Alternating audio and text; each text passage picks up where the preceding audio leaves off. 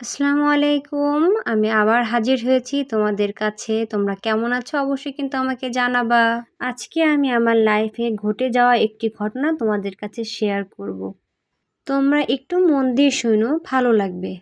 এইটা যে শুধুমাত্র একটা স্টোরি বা গল্প তা কিন্তু নয়, একটা অলৌকিক ঘটনাও, সেই সাথে বন্ধুত্বের গল্প।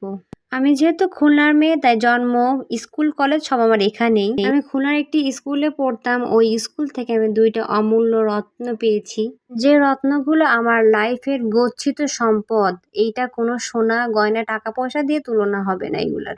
স্কুল থেকে যখন এসএসসি পরীক্ষা দিয়ে বের হয়েছি তখন আমি আমার লাইফ থেকে আমার একটা ফ্রেন্ডকে হারিয়ে ফেলেছিলাম। এখনকার সময়ের মতো তখন অতটা ফোন অ্যাভেলেবেল ছিল না আমার কাছে, আর আমার ওই ফ্রেন্ডটার কাছে কোনো ফোন ছিল না, শুধু আমাদের গার্জিয়ানদের কাছে ফোন ছিল। ওই নাম্বারটাও আমরা দুজনেই হারিয়ে ফেলেছিলাম। আমরা খুব বলদ ছিলাম, এজন্য খুব সহজেই নাম্বারটা হারিয়ে ফেলেছিলাম। আসলে ও আমার নাম্বারটা ওর ইংলিশ বইতে লিখেছিল, আর আমি ওর নাম্বারটা আমার গণিত খাতায় লিখেছিলাম। পরীক্ষা শেষ হয়ে যাওয়ার খুশিতে খুব তাড়াতাড়ি আমরা বইগুলো বিক্রি করে দেই, ও ওর বই, আমি আমার খাতা। কিছুদিন পর যখন ওর সাথে কথা বলতে যাই তখন ওর নাম্বারটা আমি আর কোথাও খুঁজে পাই নাই, কারণ আমি ওটা তো অলরেডি বিক্রি করে দিয়েছি।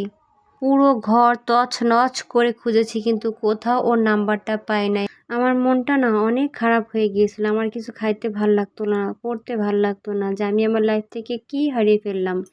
স্কুলের একই বেঞ্চে পাশাপাশি বসা, স্কুলের স্যার ম্যাডামদের নিয়ে ফাজলামো করা, কাকার দোকানের তেঁতুল মাখা খাওয়া, ওইটা আমাদের কাছে খুব পছন্দের ছিল।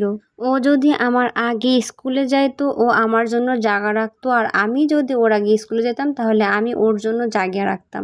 একসাথে আমরা 7 থেকে 10 পর্যন্ত পড়েছি। এই 4টা বছরের স্মৃতিগুলো খুব মনে পড়তো, ওকে অনেক মিস করতাম।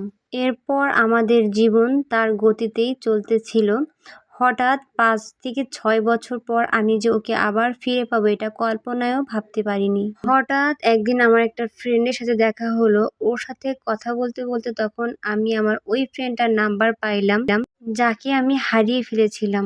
তখন কিন্তু ওই ফ্রেন্ড আমাদের লাইফে বাপ্পারাজের ভূমিকা পালন করেছিল, এটা বলতেই হয়। ও কিন্তু আমাদের মিলিয়ে দিয়ে ও হারিয়ে গিয়েছে। বাই দ্য ওয়ে, ও কিন্তু কোনো ছেলে না, ও কিন্তু আমার মেয়ে বন্ধু।